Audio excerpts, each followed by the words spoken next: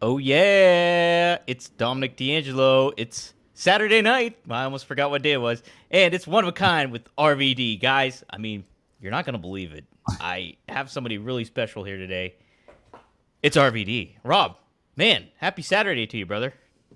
Happy Saturday to you, Dominator. Thanks for making me feel special. You're welcome. Uh, Thanks for all the Van Dam fan that's watching us live because they're not doing anything more exciting on a Saturday night, or at least at this time. But what could be more exciting? Am I right? Right? Where else would you guys rather be? In front of hanging out with RVD? Well, this is the pregame. It might be for me. If I'm not too tired, I am going to go down to the nerd bar because got some stuff I need to talk to Johnny about. But Ooh. there's a good chance I'll be too tired because usually by 10 o'clock at night, I'm usually snoozing or heading that way. I know. Is I that get to that. crazy? Yeah, I get to that point too. But yeah, guys, Nerd Bar's awesome. Like I said, I think last week, if you're in Vegas, go check it out. It's super cool. They do so much different stuff there. Johnny's got a cool spot. It's a really neat joint. So be sure to check that out if you're in Vegas. But we are live. So if you Yeah, guys have any, by the way, I slept for 12 hours last night, dude. holy shit, did Uh, you go out and last it, night? no, No. no. I was in bed for half hour or so on Instagram and reading my Kindle, and I even counted that, out of it. But man, when I woke, that's the thing. This is 99% of my life now. Is when I wake up, I have no idea what time it is, and I'm scared to look because as soon as I look, then my brain's going to start activating, and so I put it off, and then finally, when I feel like getting hungry or whatever, then I'll look at it, but I try to guess, like 9:15. I look like, holy shit, it's 12:25. Whoa! But I slept 14 hours a couple of days ago. It's not it's not unlike me. I've always been a really good sleeper. Katie is too. We love sleeping, but I think a lot of it also is I take quite a bit of caffeine while I'm awake, and that will add up.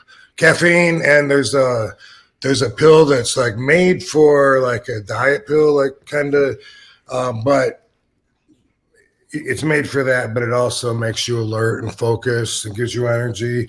It's a lot like Adderall, but it's called Adipex, and it's like a little different, but it's still in that methamphetamine category. And so anyway, sometimes I'll take or fairly often when we have them, I'll take like one of those a day, and it helps me be productive and stuff.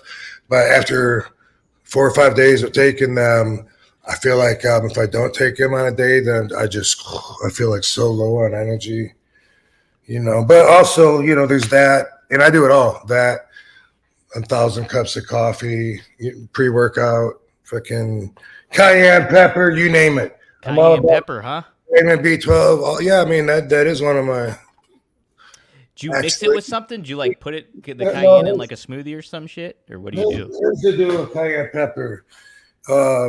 And thank you to Mass Supplements. Whoa, Whoa. sugar Eddie.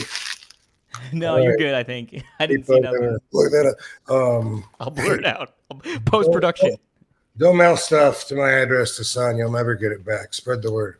So Oh, anyway, I got a package from Mass Supplements, who is in Atlanta, Georgia.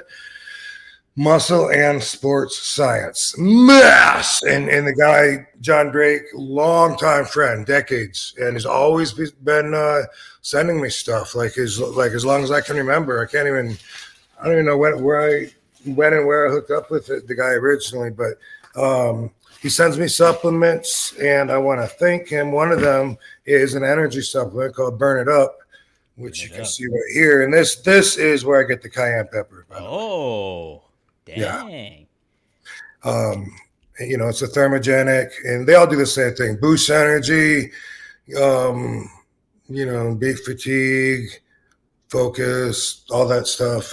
But anyway, Burn It Up and K Crablin, Cray Anabolic. Diablo. Brianna Bonin. Well, anyway, some of the stuff, and they have, if you look them up, dude, he probably has a picture of me on his website, Mass Supplements, but super guy, and I've been taking his products seriously since probably at least like 91, 92, if not before. Damn. Okay, so you know him for a while. Yeah, yeah, yeah. There's one called Adaptogen, which is a combination. It's a nighttime thing, so it has melatonin in it and has tribulus terrestrius in it, which is a amino acid that also helps you recover and sleep. And it encourages your body to do its own thing that it does when you're sleeping, which is release growth hormone and put all your blood sugar in the right places and stuff. By the way, lifetime sponsor with Whack It Grinder. These guys whack it. Whack it. Lifetime sponsor. It's a grinder, and if you're going, then you might want to catch up. I'm not saying that it's necessarily going to be better for you, but I love it. Everyone that sees it loves it. Put it down, and it grinds, and you charge it. I mean, I use it quite a bit, and I charge it less than once every 4 or 5 months. So, damn. Yeah. Boom. Right. Man. There you go. A couple of the sponsors out of the way. Actually, these guys sent me, and I got to ask Katie exactly which company, because I think that Tunderglass. I think the actual company, but we saw them at the at Champs, and man, they hooked us up with a huge package, and they have this on display, and you put it on the side of your these like new age gravity bungs, which we've had one of those for a long time, but you put it on it and you set the temperature on it and shit, and it tells you like when it reaches the temperature, and for some reason it made the consummation of the smoke so smooth, because I told them like, sure, yeah, I'll do a dab. I'm sure I'm gonna cough because I'm not that dab conditioned, but and it was like real big one, blew a cloud out, and I was like, I'm not even trying to cough. Why was that so smooth? It was weird. They hooked me and Katie up big time, and they did get a video of us using it, and I don't know if maybe it's on YouTube or whatever, but in addition to that, we wanted to thank them, and I'm not exactly sure who to thank yet until I get a little help from the boss lady. The boss lady. The big old boss lady. Well, we got to thank Mando, too. They've been a great sponsor for the past month and so. Go to shopmando.com, and you can get in code RVD, and you can get $5 off your starter pack, which equates to 40% off. I got the Mount Fuji. I used it today. Man, I needed to use it today. It was really humid out, so use that. They got the bar of soap, which is great. What is it also? Oh, the wipes, the dude wipes, which are great. Yeah, and some body wash stuff too. So check it out. Shopmando.com. Use promo code RVD and help out the podcast, and smell good too. Don't smell like a bad wrestling fan. So we got more sponsors. We'll plug those later on though. Let's see what else we got. Some. Rob, I guess we should probably kick off talking about. Somebody we've been talking about kind of recently on the podcast. We already talked about them. Oh, did we? You said we did. Well, we did already talk about them. But, hey, by the way, do you watch Mandalorian? No, I want to start though. Have you been watching it? Well, I mean, I have no idea if they've done new stuff since I've seen it, but I watched it like a long. I think I've seen it all. I don't know, but I get it confused with the Boba Fett, where he goes back to Tatooine and is taken over from Jabba the Hutt's rule, and it's like. But anyway, question behind the question: isn't that dude's name? I think Mando is what they call the guy, which should be short for Mandalorian, right? But every time you say that about the Mando cologne or Mando body wash, body wash, body wash, I think of Mando, the Mandalorian. Maybe I'll have to Photoshop something for them. Put it on socials. Yeah, no, I need to see it. I really want to see it because I love it that the comedian Bill Burr's in it, He's like one of the characters apparently. So Sasha Banks is in it, and I didn't Sasha know Banks is until in it. after I saw it. Like I totally didn't recognize her. Yeah, yeah. She doesn't she look it's Sasha, you can tell it's Mercedes Monet, but yeah, if you're not keeping your eye out for it, you probably wouldn't like notice it was actually her though. But yeah. Uh but yeah, Rob, passing a Sid happened. Like unexpected, very much so. Had stage 4 cancer, his son said, and that it I think it was stemmed from a Roundup weed killer apparently. Like must have been overdue effects to it. Yeah, or overdue when you're around it too much or something. That's what he cited as, and yeah, just wanted to get your thoughts on Sid. We've talked about him, like I said before on here, but yeah, obviously, and you said you had had a great match with him, something you wanted to do, and then you talked about how generous he was when when he had you guys in a handicap match early in your early days as Matt Byrne. So Yep, yeah, that's true, man. And when he came into ECW, I was new. I think I was 96, and so I was just stoked that he was there. Because I thought he's always been one of my favorite monster heels. He's just so intense, big, fucking 7-foot Frankenstein looking motherfucker. Like boom. I just always thought that, and so I've always been a fan. It doesn't sound like you know much about the weed killer, so just that's worth talking a little bit about for a quick second. Now, I don't know if Sid's condition was specific. Probably, maybe. I still doubt that it's out of the bounds of what I'm talking about, because that's really not the way the universe works. But DDP told me years ago about how there's this company, Los Santos. I might be one letter off. Los Santos. It might not start with an M, though. I know people in the chat room are going to know what I'm talking about. It's not Dos Santos. That would be a wrestler. Monsanto. Oh, there's an N in there. Thank you. So anyway, DDP was the first one to tell me about this. And he was like, bro, and he was trying to tell me to eat organic. And the reason he was saying that you got to eat organic is because everything else is genetically modified. And it started with this group, Monsanto's, according to my understanding and what DDP shared with me and what I later went on and studied. This company, they made a bug deterrent, like bug spray, using genetically modified potions. And you're gonna think it does sound crazy, but you're gonna have to look it up, and then I won't be the source. But they combine shit like the genes of a spider with the genes of a cow. Whoa.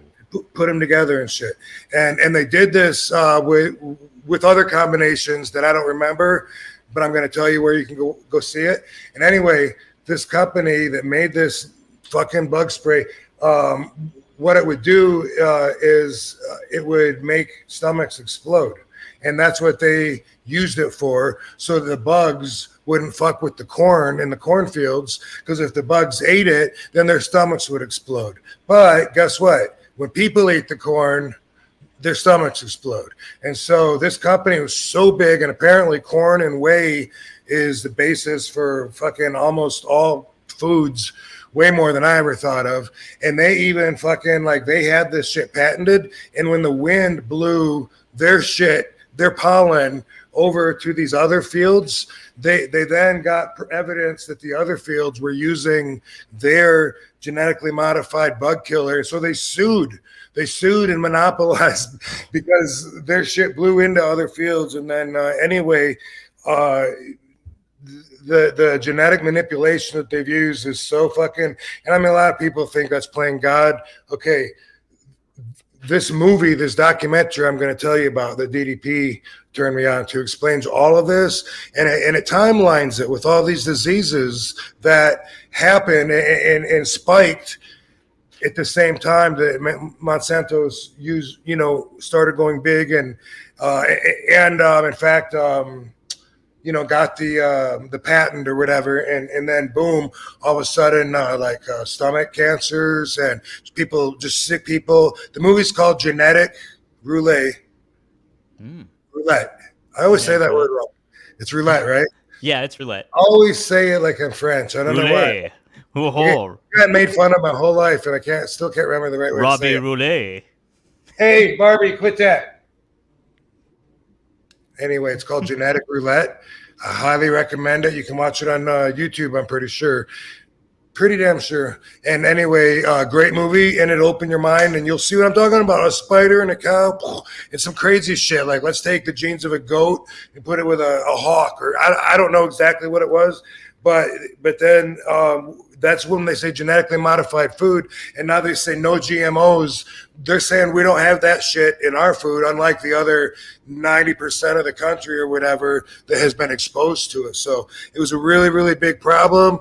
It still is, because now it's spread everywhere, and it probably fucking got Sid sick. Yeah. Somebody in the chat, and I think I heard this before too, Italian, he said Sid sold farm chemicals. So So yeah, I figured it'd be a lot more specific, if he was gonna name that. Still watch the movie though, Genetic Roulette. Genetic Roulette, guys. Check it out. Check it out. I'll have to check it out too. I need I to love watch more documentaries. This is a really good one. Yeah. Even if you're only gonna watch 15 minutes of it, fucking check it out. Check it out for sure. Rob, so Sid actually worked in ECW in 1999. He made his debut at ECW, guilty as charged. I had this stuff typed out here. Jeff Jones found John Kronos to be guilty as charged for hitting him with a 450 splash a week before Sid's debut. Kronos was sentenced to face the executioner, who was described as a little bit psycho, and he's going to deal out my brand of justice in a vicious manner. And Kronos was one of ECW's top tag teams with the Eliminators, and he was helpless in the ring with Sid. So Sid dominated him, chokeslammed him, and hit him with 3 chair shots, and Sid was super over. This took place in Kissimmee, Florida, and they said the crowd loved Sid. And then Living Dangerously, Sid showed up to attack the Dudley Boy, beat up Spike Dudley real bad. So he was a really big impact. He only had a short stint, because right after that he went to WCW, but Sid said he had a lot of fun working in ECW. I saw in an interview, and that Paul Heyman kind of knew how to handle him. He mentioned too how great he was at handling him, like being this unexpected big man monster heel. He basically said so. Pretty neat stuff. It blew my mind. I kind of forgot Sid was in ECW for a little bit. Yeah, and I know we really liked him. Me and Sabu, anyway. I think everybody did, but I just. I remember he got a lot of respect from us. We were glad to have him there, and it's like one of those moments where it made our company feel, bigger and more legitimized, and add a little more credibility to it. Yeah. Which, by the way, is what one of the AEW wrestlers told me last couple of times that I'm there, that's what I do for them. Him speaking for everybody, but anyway, little circle of life there. How about that? Not that I'm, the main event wrestling against Hulk Hogan like Sid was, but different times, brother, different times. Dude, well, like we talked about a little bit yet last week when you were saying like, oh, I feel somewhat a culprit of how like wrestling is style today, or how some of the younger talent don't really focus too much on certain aspects of the game, but still, like, to that comparison, being in AEW, I think does elevate the product and make it feel like a bigger deal, because like you're an established Hall of Famer and going up against somebody like Jack Perry and helping him out, and then working with Swerve, who's now their biggest star arguably. It's kind of good news. So that's good stuff, Rob. So what else was I going to say about Sid? There was something else I was going to mention about him that I thought was pertinent. This is what I was going to say.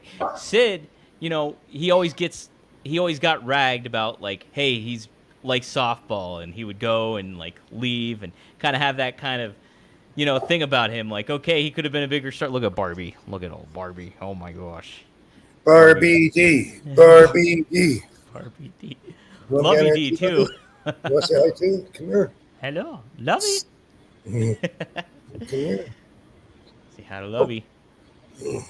Oh, look at that. Lovey's a I nice love one. these doggies. He's a sweetheart. Lovey is so nice. I'm gonna meet Barbie someday They too. wrestle all day. Do they good? Good. It's weird how good dogs know how to wrestle, and learn everything, really. You know what I mean? We got to be taught how to fucking walk and hold a glass of water, and these dogs just running, sprinting. Like Barbie will go into stalker mode, where she tries to freeze, like Barbie doesn't see her, and like go real slow, and then boom, jump on her. It's like, who taught her that? Like, that is 7 months old or whatever. That's amazing, the instinct that they come with. Isn't it? And it's like they know their limits too. Like if they're hurting them one another too bad or something like that, they can usually pull back. Yeah, make it. It's fun to a certain point, huh, Barbar? Yeah. Then they, even wrestling, like the reversals, the way they get each other down, and like roll the arm for leverage, and put her foot on the other one's stomach when she's down on her back. Everything I watch them do, I'm just like amazed at how they come preloaded like that. Preloaded, ready to order. But like then I think about Sid, if he was in modern wrestling today, he probably would have really flourished a little bit more because it seems like with the lighter schedules and a little bit more leniency for wrestlers and talent to get time off. And I just think it's kind of fascinating to think about. Sid was in a different, and his priorities were different. That's what it was. It's like he was not that. He liked wrestling, but it wasn't like his main thought about things. Like his priorities were different, and it would kind of be interesting to see him in the modern day aspect. Yeah, I wonder, is there a place for, say, 80s, 90s style of wrestling? Is there still a place for that, or does everybody have to do a fucking Spanish fly into the fucking Canadian destroyer 4 times? I mean, seriously, it looks like the style, when you say today's style, that's what I think of. Mm-hmm. And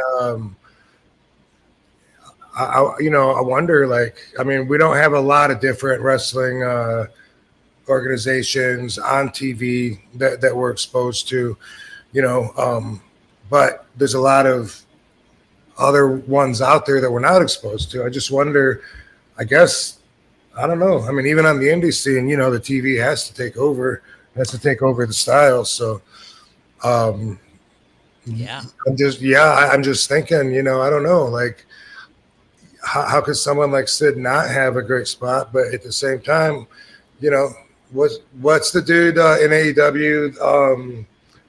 The dinosaur dude. He was with Jungle Boy. Luchasaurus. Luchasaurus. Yeah. Yeah, Luchasaurus.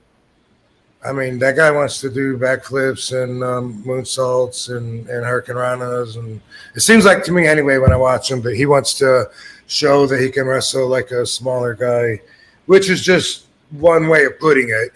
He's probably not trying to say, "Hey, look, I wrestle like a small guy." He's trying to say, "Hey, I'm a big guy, and I can still do all these moves and agile." But the way that it comes across is, more like representative of today's standards.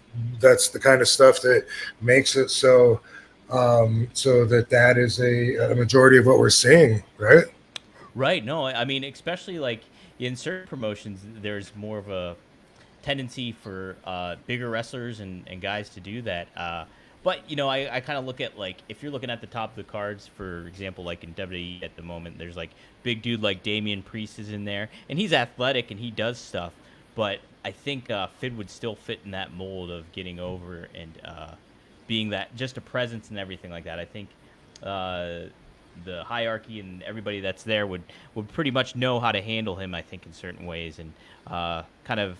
And especially with Paul Heyman back there, But I would love something like that to bring it all back a little bit, personally, to back up a little bit, because here's an example, like Big Van Vader, he would do a moonsault. It was an ugly moonsault, and when he did it, it was like whoa, and like thank God his knee wasn't 6 inches over the other direction, or that guy would have smashed face. Now, if Vader took a clothesline bump and did like a 360 bump like Matt Byrne did with Sid Vicious, then that moonsault wouldn't be as impressive, you know? Right.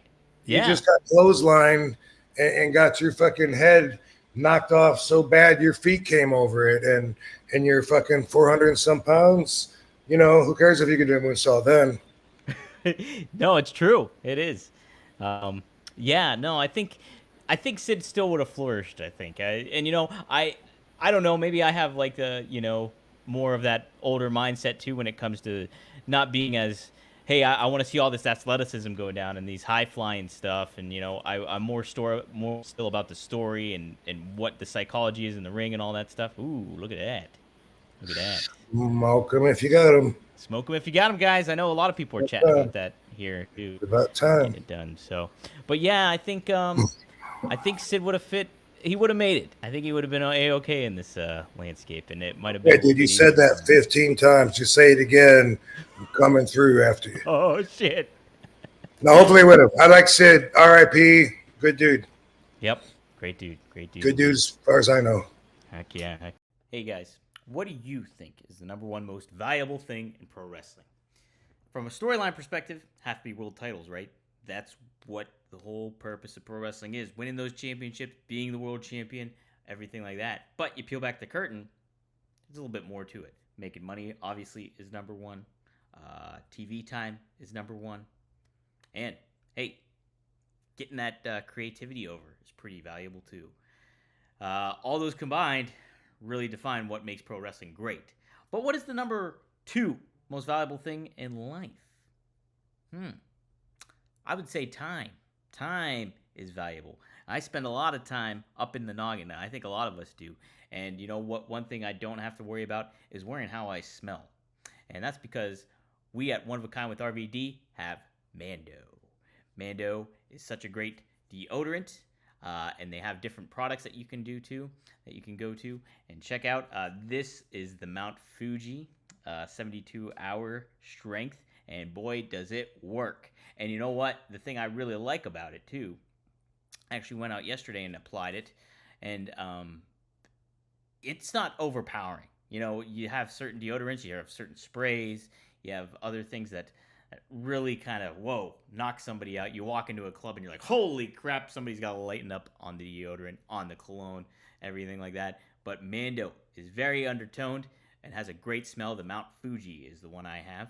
And I also have the body wash, but they also have deodorant wipes, and they also have a cream that you can do too. So you can go to shopmando.com and use promo code RVD to get $5 off. Like a 5-star frog splash, $5 off, which is like 40% off your complete order. So get that free shipping. Go to shopmando.com, use promo code RVD. Smell great.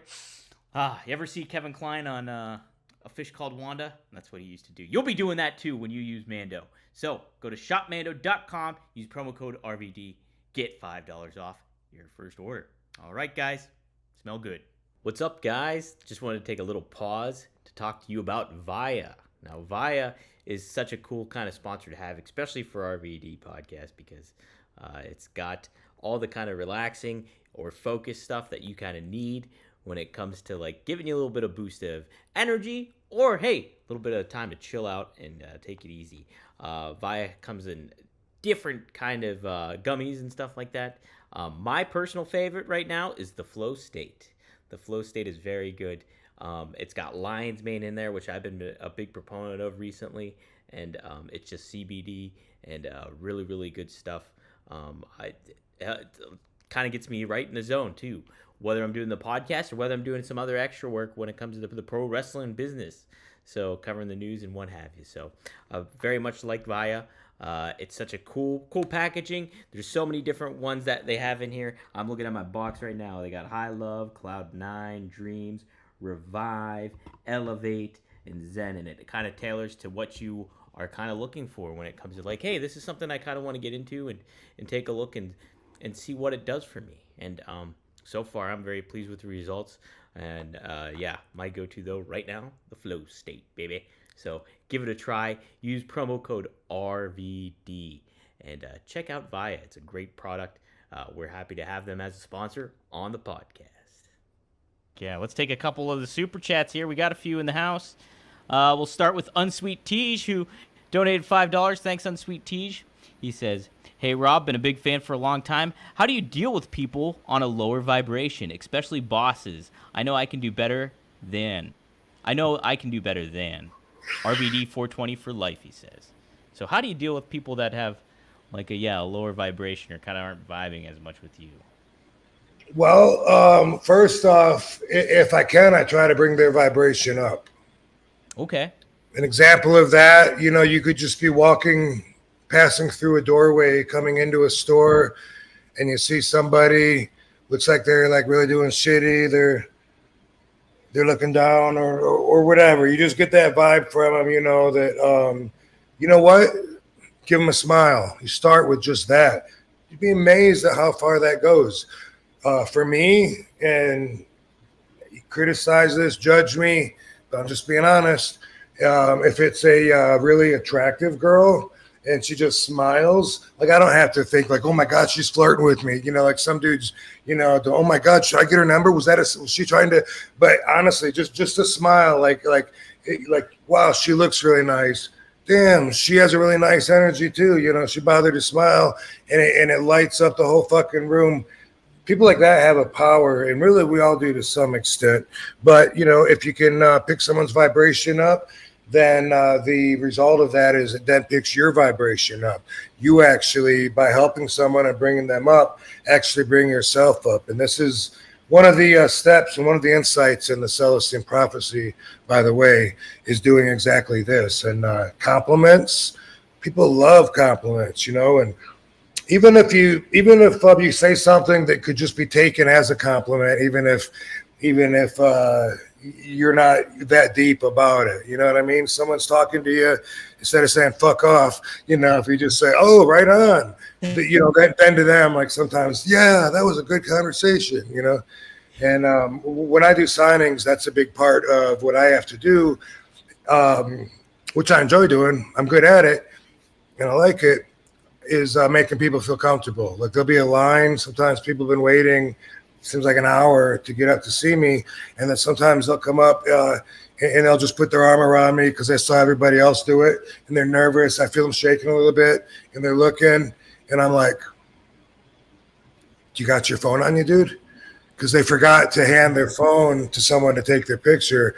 And at that point, they can be so embarrassed. So I go the opposite. I'm not going to be like, duh, I was wondering what you're doing up here. We don't even have a camera. Like, that's the last thing I'm going to do. I'm going to be like, dude, you got your phone? And they go, oh, my God. I'm saying, no, it happens, bro. It happens all the time. Like, I try to make them feel comfortable. I want them to have a good moment. And yes, I do have my professional switch turned on, and that is part of it. And sometimes I don't have the energy or don't put the energy out there, but it still would be a good thing to do. But sometimes when I am not turned on and I'm turned off, sometimes I spend the whole day looking at the ground, not wanting to talk to people or draw anybody's attention. And that's just part of the balance for me, which we'll get to. But that's the number one thing is if you can pick them up, and if you can't because they insist on that low vibration, that's where they're comfortable and that's what they want to put out, avoid them. That's it. But yeah, to what you're saying, when you're in line, I've seen you at conventions and stuff like that. You make the fans immediately feel kind of comfortable more around you. Like you're like, hey, you kind of get them interactive with them, like do the thumbs and all that stuff like that. You're kind of getting them in there and everything, and I think that's super cool. Yeah. So. Yep, nothing but positive energy for me, for them, the whole thing. And I don't get paid at the end of the day. Then that's another issue. What was I? Oh yeah, that's usually the best compliment I get a lot of times. It's like somebody tells me, "Hey, you got good energy," and I'm like, "Hey, thanks. All right, I'll take that."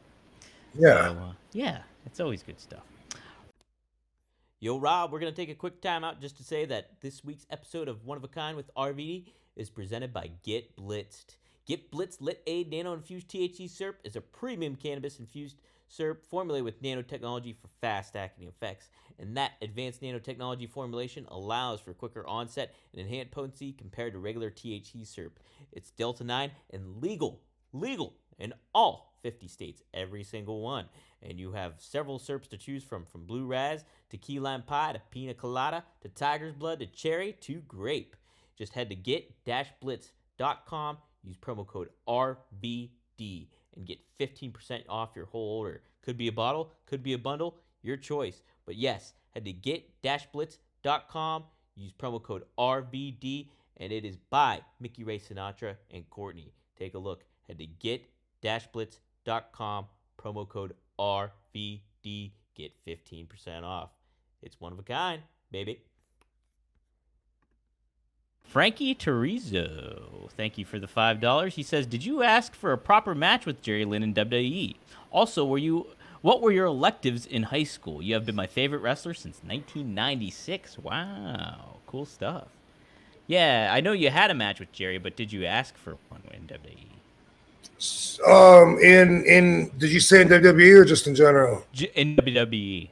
In WWE, did I ask for a match with Jerry Lynn? Yes, I did, and they weren't too happy about it. And I was like, Paul, help me. We'll show them what we can do, and then they'll book Jerry more, because we're going to fucking show them the match that, we thought that everybody loved. And we did a match. Didn't have a lot of time, but we did a lot of our stuff, in WWE. The timing never felt the exact same for me because it became everything. Like before WWE, I was never put on a time limit. And so I didn't even know how to judge time when I got to WWE. Oh.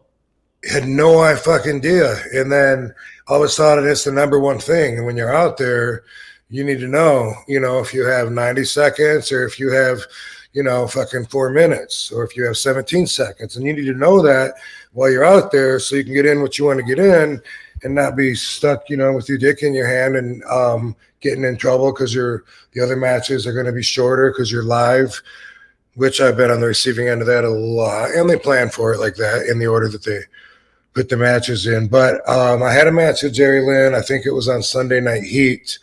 Don't know how many people saw it. I felt like it was pretty much up to par with our normal matches, but it wasn't in front of an ECW crowd. We couldn't do hardcore stuff and, couldn't really, because we couldn't take it to that level, we couldn't really take our time and soak in the moment that we would to react to those moves that weren't there. But nothing, I think, came from it. I don't think Vince liked him. That's a bummer, too, because I remember when Jerry went into WWE, I was like, oh, this is exciting, and I kind of liked his presence in there. And, he kind of helped establish, their light heavyweight division that they had him in initially. But, yeah, I always wanted to see more with Jerry in WWE, I think. What were your electives in high school? Did you take certain ones you remember? So what exactly is an elective? Because I thought an elective was something that you volunteer to take, you don't have to, or something.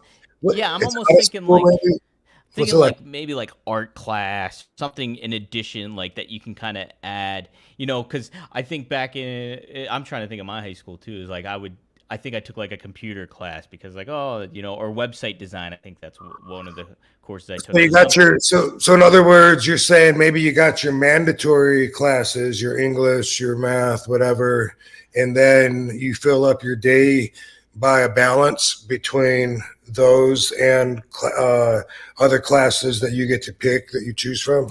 Yeah, basically. Yeah. And you elect to take them? You elect to take them, and they're part of your thing, and they count towards you. Okay. Grades, I suppose.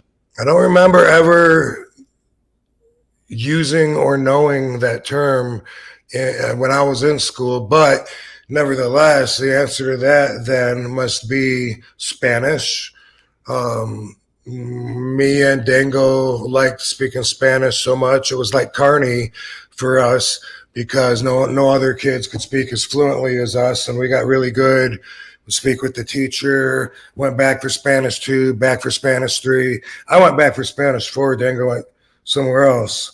But then I ended up taking senior work day, and I think that ended up getting dropped out of my schedule. But nevertheless, we enjoyed having our own language, which, came in handy as I started traveling and would be in Tokyo, Japan at a strip club trying to talk to a señorita And I didn't speak any Japanese, but oh, you speak Spanish too? Hey, what do you mean you're a slave girl? I don't know about that yet in life. I'll find out about that years later.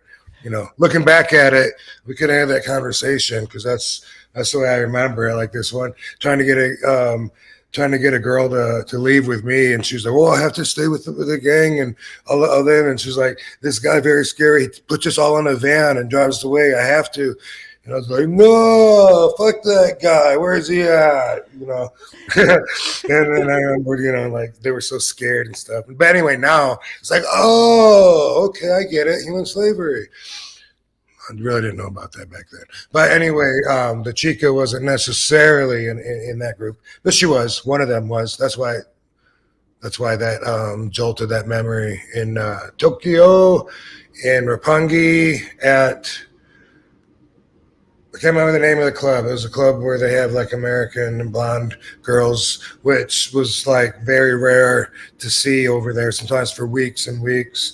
Red hair, blonde hair, roughed up jeans, anything at that time was so not uniform, and they were so conformed that it was a break. What the hell was that called? Why do I think it began to know? I don't know, and I don't care.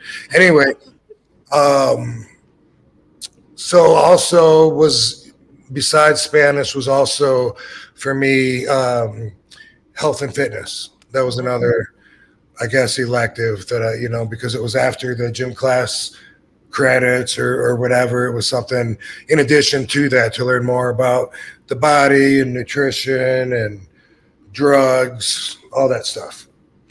When it comes to taking Spanish classes, now I See. yes, oh yeah, see, what my older brother used to be fluent in it, and then he said he stopped using it too much. And do you lose it if you don't use it, Rob? Is it some, or can you get back into it pretty quickly when it comes to Spanish? Do you remember most of it, basically, is what I'm asking. Well, we're all different. That's true. We're all different, and it really depends on. We remember things by how impactful they were on our overall big picture that we have at that time. So. Mm-hmm. For me, I haven't spoke Carney in years because if he's a Wiza Tizi Riza Nizo, he's a Nizo Pirza Blizum. These are Kizas, he's out, he's a Spiza Kizan Nizi. Y si quiero hablar en español, es también cosa. I don't know if that's también cosa. It's also same thing. Lo mismo, okay? But with Spanish, like I learned there's different dialects and like even though me and Dango could understand each other and we could understand our teacher, still there's sometimes like when they speak a different dialect, especially like really fast, where it's like, okay, I can only say what I want to say. I can't understand you. It's gonna be a one-sided conversation. Sometimes that happens, but no, for me, I don't think so. Okay. I mean, for the most part, I think it just was something that I enjoyed enough to remember. Yeah, that's a great point too, man. Am I ever going to forget that Spidey came back to the Marvel Universe in issue 252 with the black outfit from the Secret Wars? I don't need to know that, but I think, it was kind of impactful for me. So that's it, man. Great point. And I want to read some comics now. Just like the Greek gods and goddesses, Yeah. I saw there's a new video game out with all mythology stuff. It's like a strategy game or something. I saw it on my Xbox, and I was like, oh, that looks kind of interesting. I don't know what it's about, but if you guys like mythology, check it out maybe. What's up, everyone? Today, I got a special treat for all the bald kings out there. We're diving into the ultimate head grooming duo from Manscaped. Introducing the Dome Shaver Pro Head Shaver and Dome Soother Head Aftershave Lotion. Let's get into what makes these products a game changer for head care. First, let's talk about the Dome Shaver Pro. This little beast comes with 5 premium rotary blades optimized specifically for head shaving. These blades are designed to give you the cleanest, smoothest shave possible. One of the standout features of this shaver is Manscaped skin-safe technology. This means you can shave confidently, knowing you're less likely to experience nicks and cuts. Whether you're new to head shaving or a seasoned pro, this feature offers peace of mind. Now, let's talk about versatility. The Dome Shaver Pro is fully waterproof, so you can use it wet or dry. Take it in the shower for a quick and convenient shave. Cleanup is a breeze.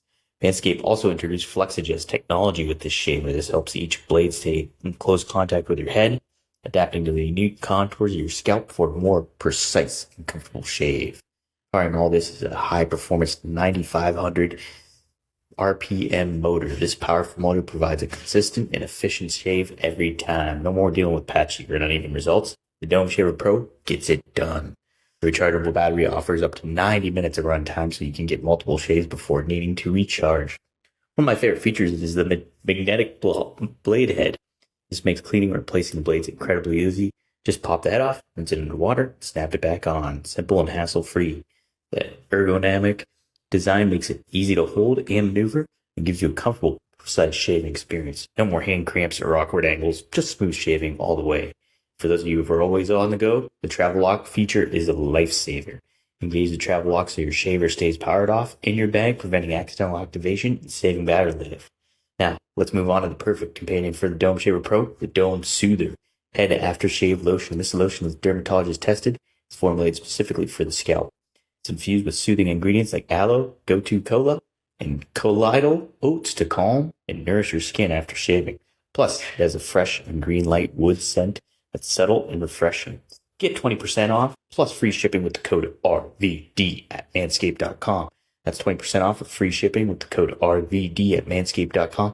No more juggling multiple tools or dealing with subpar results. Just efficient, effective grooming wherever you need it. And hey, I need it for my bald head.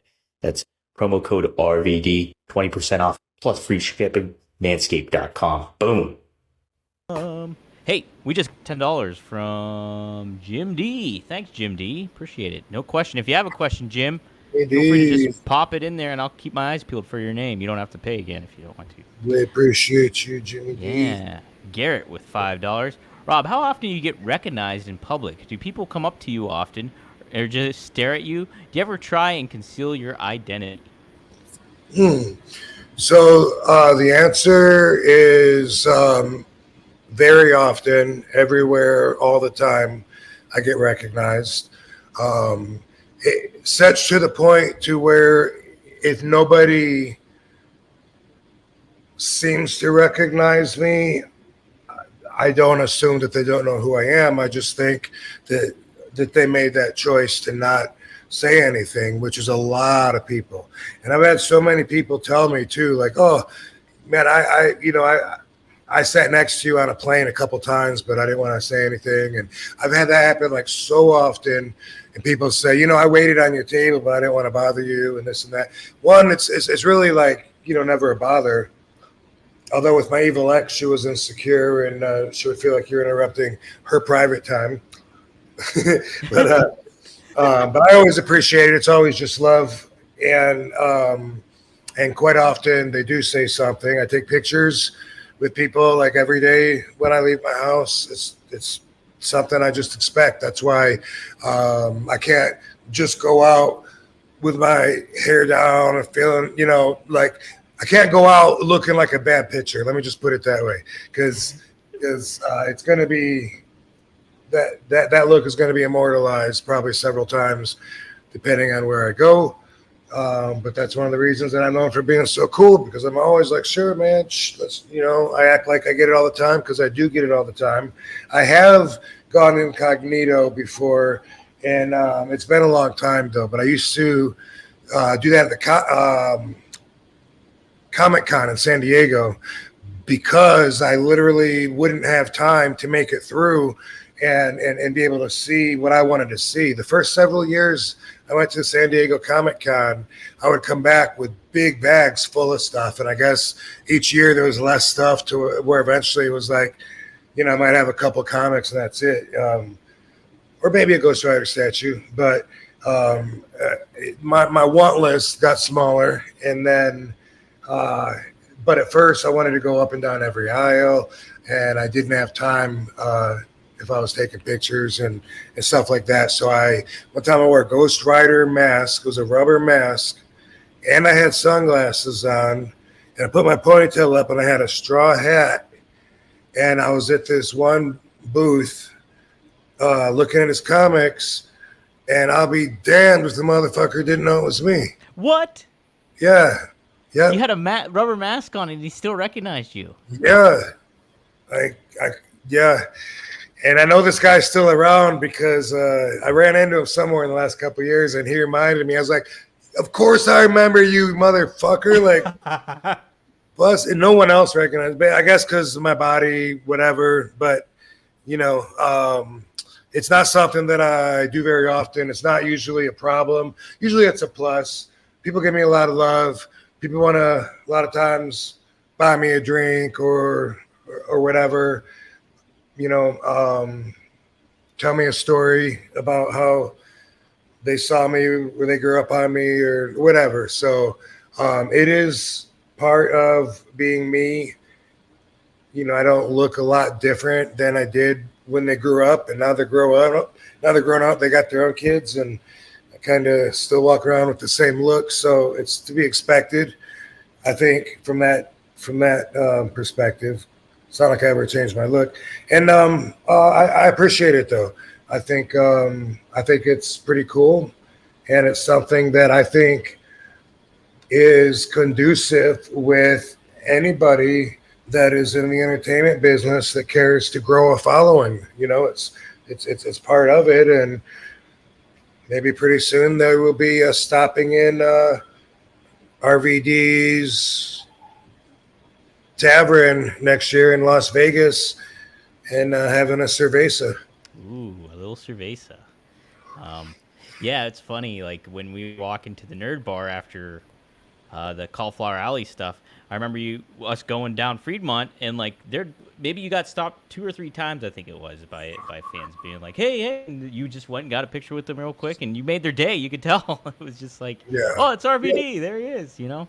And like most people, unless they're really big fans, they won't say anything. And I wouldn't either. Like if there was an actor, I guess, walking by at Fremont Street, I'd just be like, oh, hey, I know that dude. He's in that one movie. Or if it's even less vague, if I know him, but I'm not sure where from. But I usually wouldn't go up to somebody unless I'm a especially big fan of theirs or something. But I mean, I wouldn't let most people just go about their day, and I think more people do that probably than even stop me. Stop you. I think a lot of people are just like, oh, that's RVD or whatever, So, good question. A lot of people will just do that. RVD. Yeah, like, just shout you out. Like they see me every day anyways. So. Yeah, yo, RVD. This episode is sponsored by Blue Chew. Let's talk about sex, guys. Remember the days when you were always ready to go? Now you can increase your performance and get the extra confidence in bed. Listen up, BlueChew.com. Blue Chew is a unique online service that delivers the same active ingredients as Viagra, Cialis, and Levitra, but in chewable tablets and at a fraction of the cost. You can take them anytime, day or night, so you can plan ahead or be ready whenever an opportunity arises. The process is simple. Sign up at BlueChew.com, consult with one of their licensed medical providers, and once you're approved, you receive prescription within days. The best part, it's all done online, so no visits to the doctor's office, no awkward conversations, and no waiting in the line at the pharmacy. Blue Chew tablets are made in the USA and prepared and shipped direct to your door in a discreet package. They always say first impressions are important. What about lasting impressions?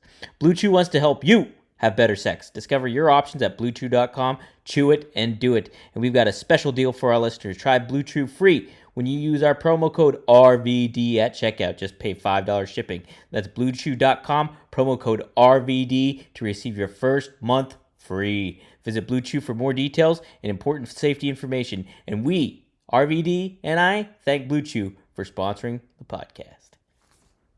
Here's another good question. Unsweet Teej with another $5. Thanks, man. He says, Rob, how do you deal with burying past relationships? I saw you dealt with a divorce, but you seem happier than ever now. I'm sneaking up on 30 years old. Oh, you're pretty young still, Teej. But, Rob, how do you deal with past relationships? Burying past relationships? Well, it's obviously every situation is going to be different. You know what I mean? Like a lot of people lose relationships, and then they go on thinking that was the best relationship of their life, and then things don't get better for them.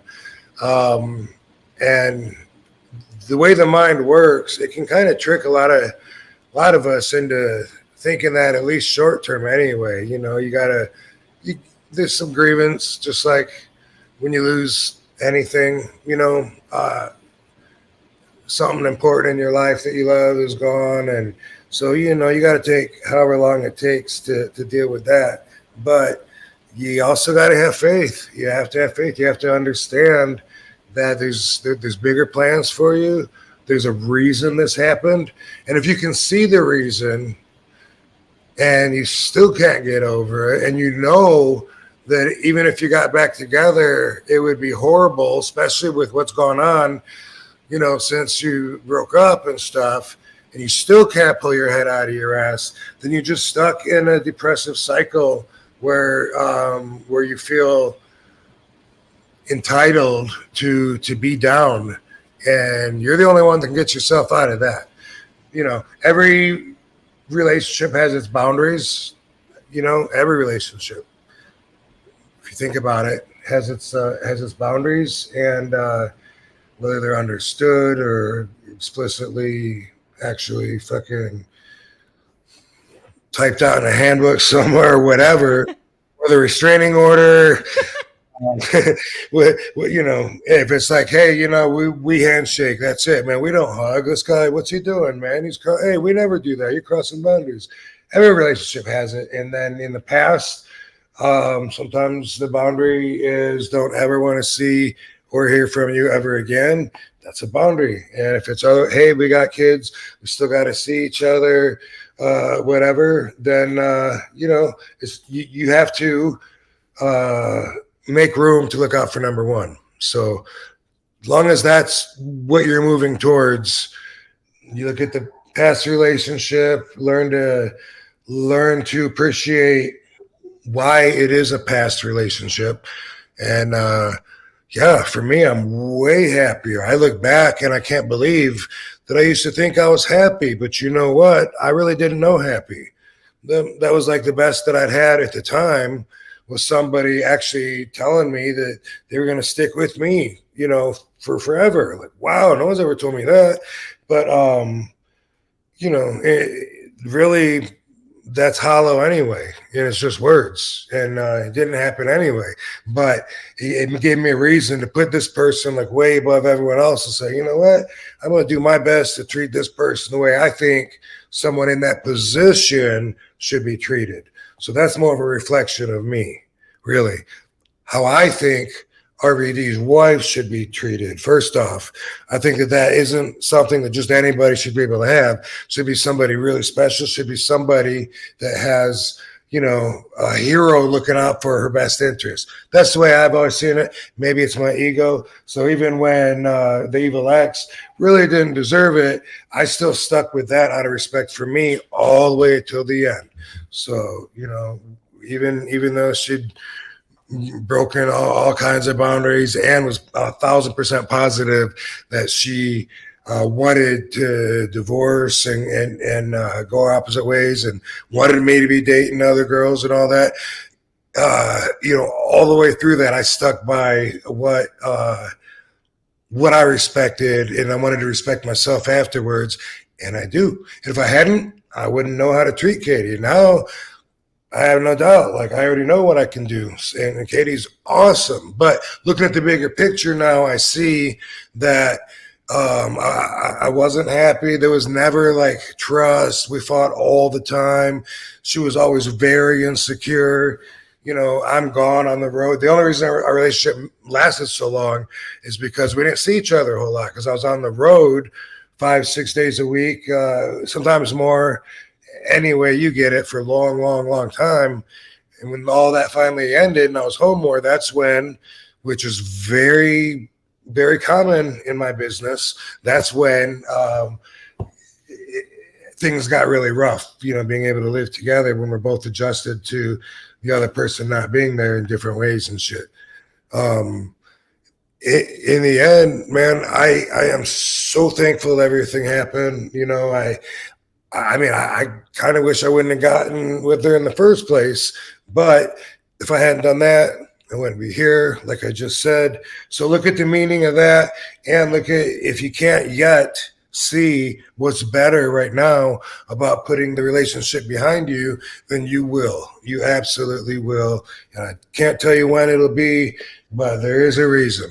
And as long as you believe that, then it could take a very long time. It could take a short time until you can look back at it and say, bam, if that wouldn't have happened, I wouldn't have met this, or I wouldn't have moved out, and I wouldn't have gone for that job, or I wouldn't have, got with her, whatever. Our paths are determined by actions that bump it along the way, so good luck. And that's how we deal with past relationships. Yeah, great advice. Great advice. Yeah, Tej, I'll say too, it's like if you're in a relationship and then you got out of it, if something special for you for a little bit or for an extended period of time, you're still probably going to feel a void for a while, like when it comes to that, because you're not going to have it there. But yeah, just what Rob's saying, you just got to have faith and believe in a purpose that there's a reason for that happening, and you'll get back on your feet, no doubt. 30 years old, you got plenty of time, brother. You're A-okay. So, Maddie, Mr. Marijuana, our faithful listener, always said, I gotta give a couple of his jokes he did too. He made some jokes earlier on in the chat, so I gotta shout them out a little bit. But he said, RVD Intercontinental Championship run versus Sammy versus Braun Breaker, Bronson Reed, a bunch of dudes would love to see. RVD held the belt heaps. That belt heaps helps. I don't know what he meant at the end, but yeah, I mean, a lot of cool younger talent that's holding that title, and you would be a cool mix. I associate you greatly too with the Intercontinental Championship. I know because you're right in the thick of the action there, Rob. So I guess I had it several times, huh? Yeah, a couple of times. Maybe. I don't know. I thought I saw 6, but maybe not. I don't know. I don't know. YouTube Chris knows. YouTube Chris will definitely know. Something else that popped up this week I wanted to ask you about was, did you see that you were talking about documentaries, the Vince McMahon documentary got announced. Did you see that? Scheduled for September 25th. And Cody Rhodes was asked about it actually today after the pay-per-view. And was asked about like what the whoever the person was saying, like, why has the locker room been so silent on this stuff? And are you going to watch the documentary? And he said, well, I have a lot of Game of Thrones I still got to watch. But he's like, he handled it very professionally, Cody did. But then he said in regards to the locker room and the Vince accusations and stuff, he's like, I don't think it's a matter of belief versus non-belief. I think it's strictly speaking, we want to be doing what we're doing out there and the focus and attention it takes. 13,149 people to have a great story and to have a great match, and to do that every single night has left most of us where we're finding the information out just as you are, and that includes the resolution of this information in terms of what happened, how it happened, and how justice comes about, whatever it may be. I wouldn't look at it as an active attempt from the locker to be silent in the attempt. We just are doing what we do day-to-day WWE business. So Cody kind of took the helm. Triple H wasn't there today, but he was asked about that. And but yeah, Rob, you're going to check out the documentary, and I think that's just a pretty good way to handle it if you're in Cody's position too, by the way. So just what are your thoughts on that? I will check it out. You know, I'm looking forward to it. I watched Lee Cole's podcast, whereas he kind of went into expectations of what he thinks they'll cover and what they won't cover. And looking at it from that view, it's taken some of my intrigue away, just some of the points that he's made. It's kind of taken me from this is going to be good to maybe being more like, they might, just tell, like this and this, and probably not going to cover that and that, but who knows, maybe. But it's probably, I don't know. He made a lot of good points, and I hope that it's like, most documentaries where you learn a lot that you didn't know, or can at least feel like you do watching it. And I'm looking forward to it. They did contact me a couple times actually about participating in the interviews, and it wasn't something that I opted to do. Wasn't a choice that would be conducive with my position in the business, in the industry. So I passed, and I told them I look forward to seeing it, and I do. And I hope that they cover a lot of different grounds instead of just jumping to the main pillars of whatever story they choose to tell. Yeah. So from what I've heard about it, they like do talk about like so it started off. I think the documentary plan started off in 2020. So like early during COVID or whatever, and then they were just gonna cover Vince McMahon's rise to WWE fame and all that, and running this company, and then the allegations kind of broke out, and then they talk about the journalists that get involved with it. But I know Bill Simmons is at the helm of it, who worked with ESPN, and now he does his own thing with The Ringer. And I know he's friends with Nick Khan as well, who's the WWE CEO. So, but Who's the guy that did Tiger King? He's part of yeah, this too. Chris Smith is the director's name that he's done that with Tiger King. And now that chimp movie, that chimp document, Chimp Crazy. Oh, you don't know about that? No, I don't know about that. Ooh, what's that? I'll have to check that out. Yeah, it's on my recommended list. Okay, Chimp Crazy. I'll have to look at that.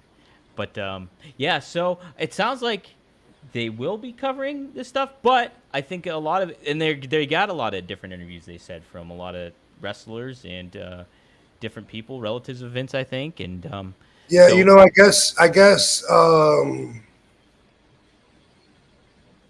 I think about early scandals where he was involved because he's the boss, and he actually used to do talk shows, right? Like the Geraldo show and Merv Griffin, whatever he did, because he couldn't help but be involved just because he was the face of the company. But I can see where the movie might not show that stuff because it wasn't his scandal or something that he was getting blamed for as far as the misconduct. It was more maybe just covering it up and continuing to operate with people that shouldn't be there, So I could see where some of that stuff would be, but I don't know. I could see where some of that, when you make a movie and you tell a story and you streamline it, and you got to make sure every scene moves your story forward. What story are they going to tell? It's not going to be every last little thing that you ever heard about Vince. That's not going to be the story, Right.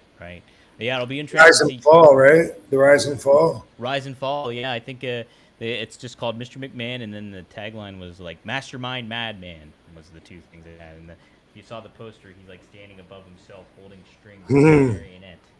So should be interesting. Yeah, I know that got a lot of talk this week, and kind of coincides with Raw moving to Netflix too coming up. So it'll be interesting to see how that all pans out. But yeah, I think every wrestling fan will be tuning in.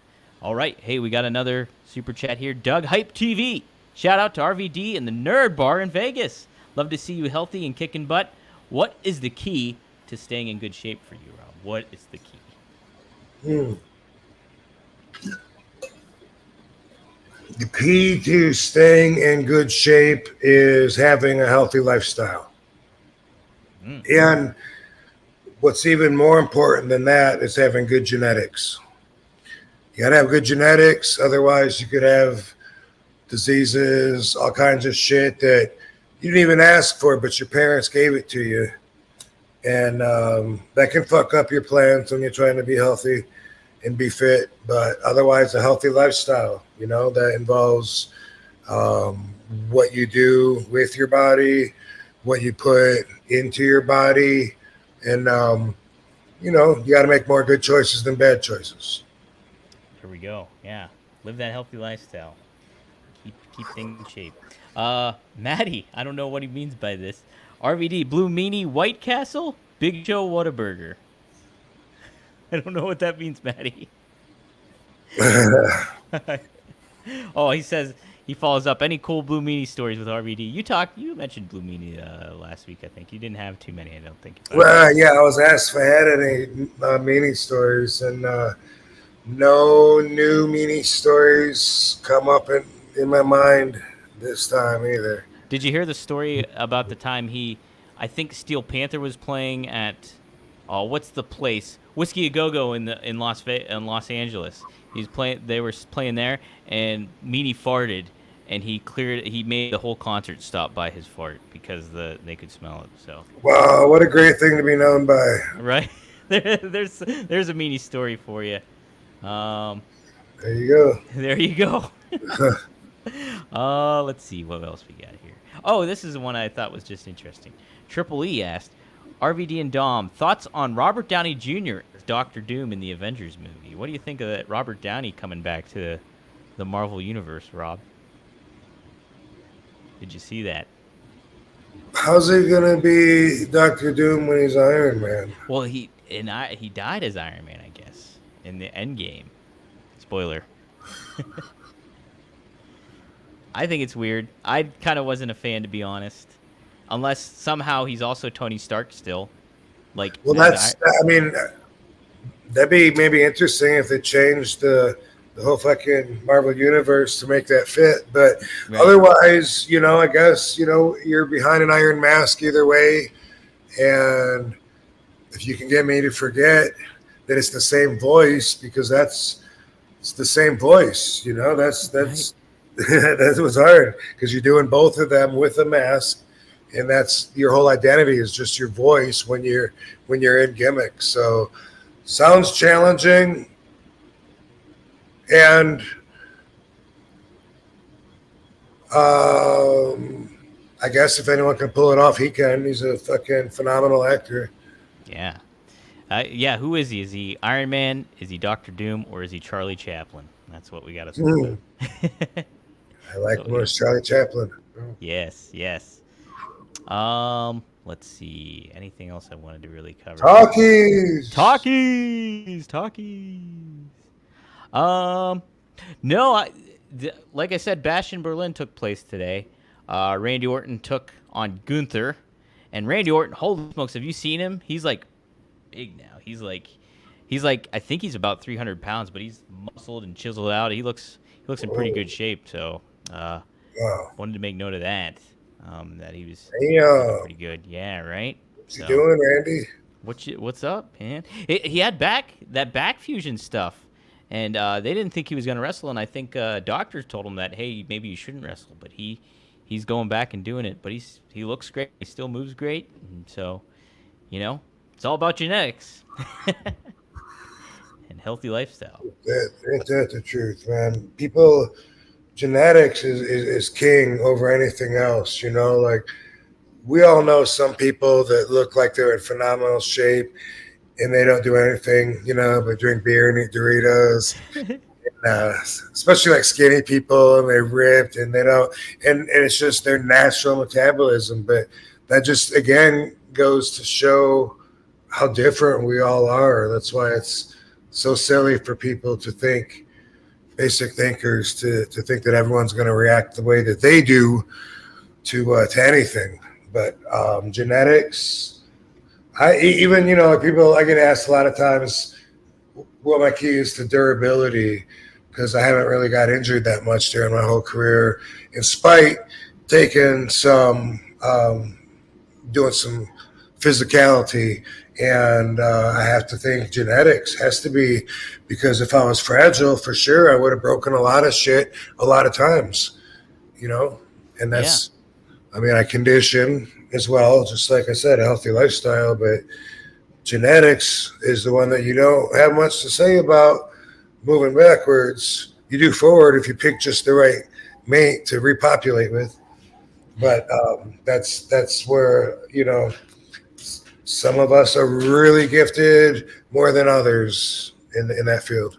Yeah, that's the benefit of having good genes and stuff. Yeah, it determines our height, our overall size, everything. Yeah, all that comes into play, and then it's a matter of just being conscientious of what you put in your body and all that stuff. So, Maddie follows up with another Marvel question here. Thanks for the $2. If RVD could be in Marvel, what power would you have if you were a Marvel superhero, Rob? Shape shifting, traveling from point It A would to be a point B. travel. I don't know if I'd want to fly or teleport, though. Yeah, I'd like think the Nightcrawler thing where he. right. That would be pretty cool. But in my dreams, I fly a lot. Not a lot, but over the years, a lot of times I would fly and it felt so real. And so I relate more to that than I do teleporting. Yeah. Fly like, yeah.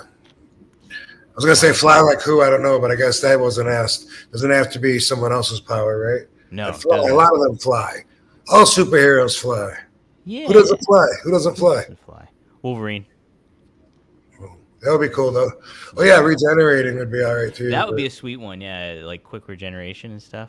That would. I don't want to live for hundreds of years, really. Yeah, fighting the fucking Revolutionary War and stuff. Too much heartbreak there over and over and over again. A lot going on there. Yeah. You want to talk about emotional baggage? Wolverine's got that. Seth chimes in. RVD, do you think you lost opportunities by not going with the flow? Both as a chef and a musician, I was always sort of an outsider by not staying up late, eating junk, and doing drugs or drinking heavily. Do you think you lost opportunities by not going with the flow? Going with the flow. Trying to think how I would adapt that to something in my life that would keep me from an opportunity. Would it be in like relation to how like you didn't vibe with the corporate dynamic at WWE and their certain expectations of talent and certain things like that? That's kind of going, but you're going with your own flow. It's not going with their flow. So probably. It sounds like something that probably has some validity to it. Yeah, when I think about like the WWE, if I didn't care about, if I didn't have my values that I have, and instead I was able to either adapt or go by all of their values, then that me, I do think, would have probably had other opportunities that this me didn't. I hope that answers your question. I think that's good. Yeah. So, but yeah, at the same point too, it's always like you would just you would do your own thing, and like that wasn't how you would go about things, and it wasn't, I don't know, like how. You always mention how like you didn't like that political BS dealing with all that kind of crap, and that's kind of what goes in certain things with wrestling too. So, yeah, I'm just trying to think of other areas of life to apply that to, but I don't know. You seem pretty adaptable though, for the most part, when it comes to. I'd like to think so. Yeah, right. I go with a different flow. Go with a different flow. If I went with a different flow than the flow with that I go, then I would go somewhere else faux show. Faux show. That's like a Dr. Seuss thing. We could. There you go. Yeah. Oh, okay. So Seth follows up. I was thinking specifically how like Brock Lesnar got special treatment from Vince for engaging in his party. Oh my gosh, for engaging in his party habits with him. Yeah, I don't know if that's going with the flow. That's like, I don't know if that would have had either way with you, Rob.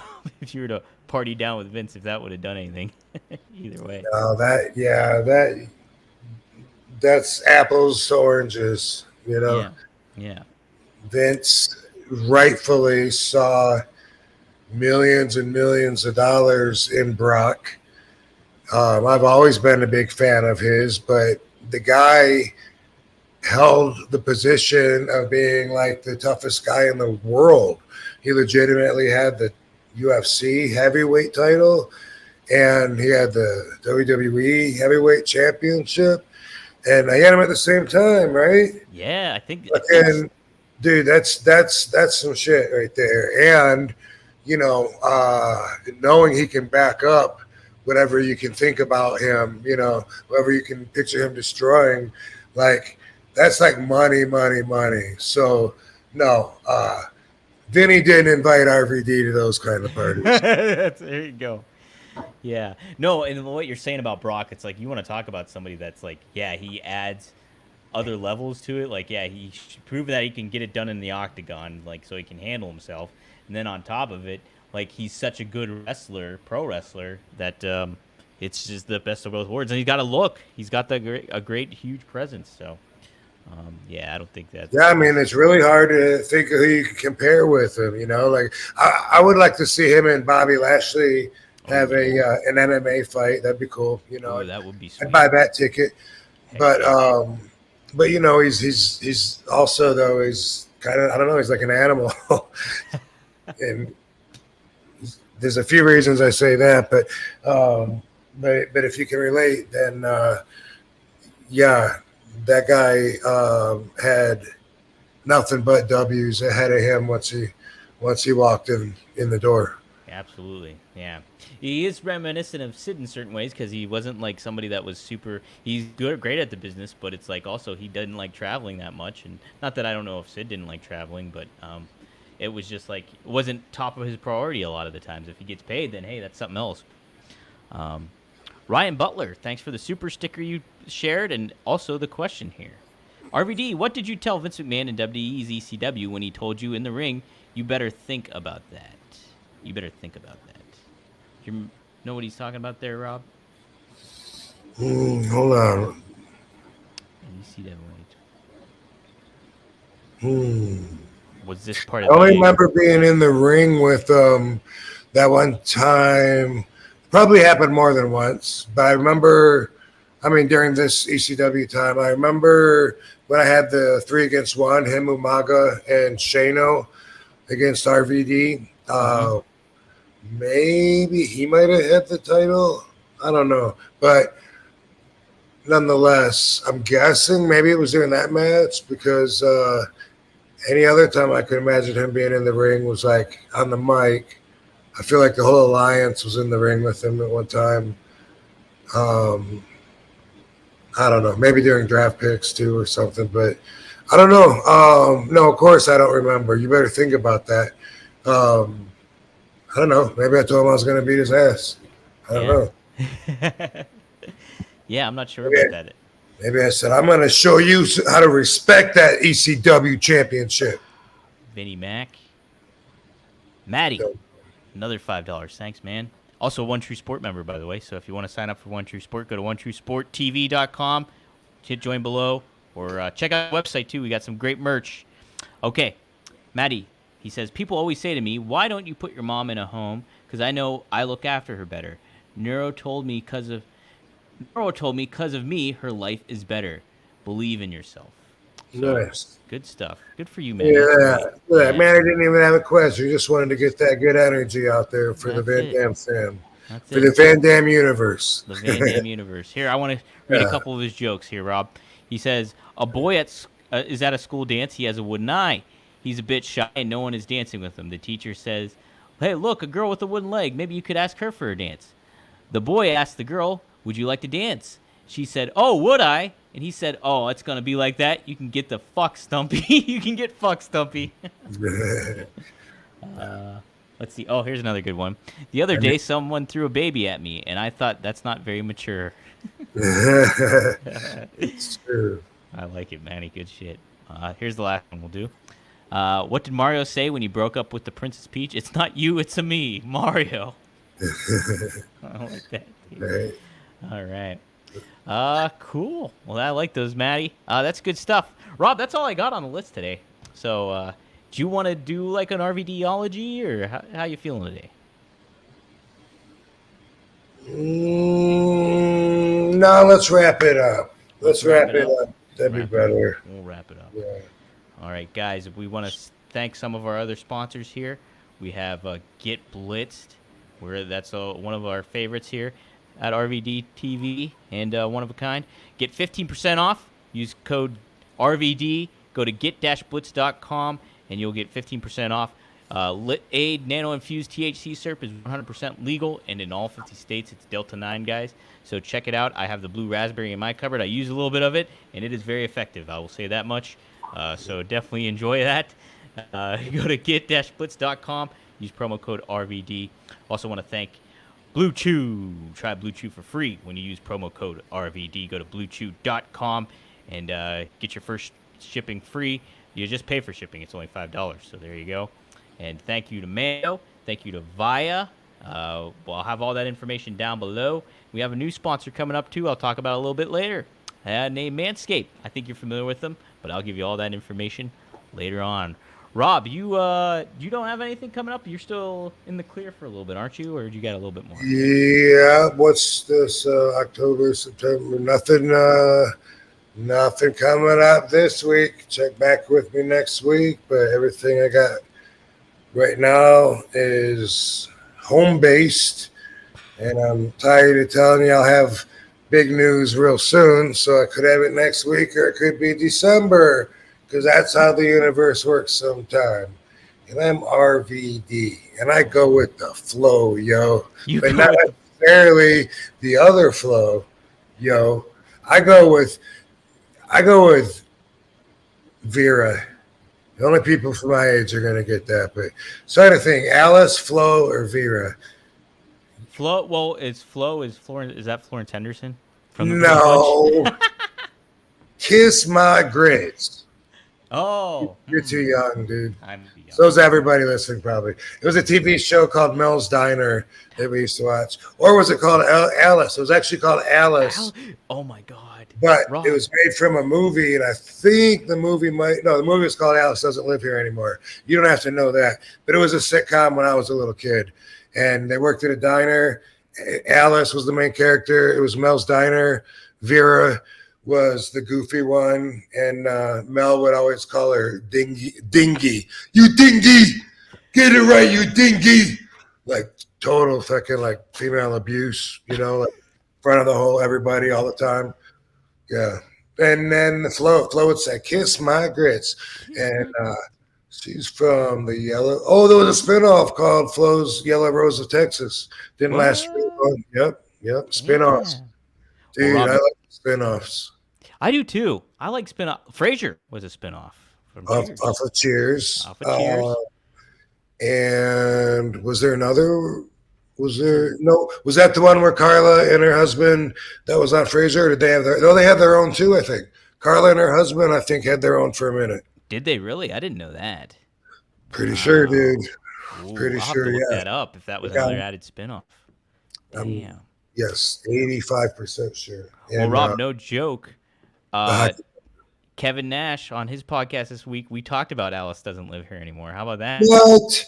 Yes. The synchronicity. Kevin knows he's my age. That's so. It. Yep. So, what did he say about it? So he was talking about the song. He was talking about the song, the Arlo Guthrie song, and then Sean Oliver brought up Alice Doesn't Live Here Anymore. So, how about that? Mm-hmm. Wow, craziness. Just craziness. Yeah. I got to read freaking the prophecy thing or this. I had to bring it to Vegas and I forgot it. So now I got to read it here. That's on my agenda. You know what else you should do? And everyone also watching, do yourself a favor and check out Genetic Roulette. Genetic Roulette. That's right. Yep. All right. It will blow your mind. We got homework assignments, guys. Do it. Do it before next week, all right? And we'll see you next time here on One of a Kind with RVD. Thanks, Dom. See you next week. See you next week, fellas.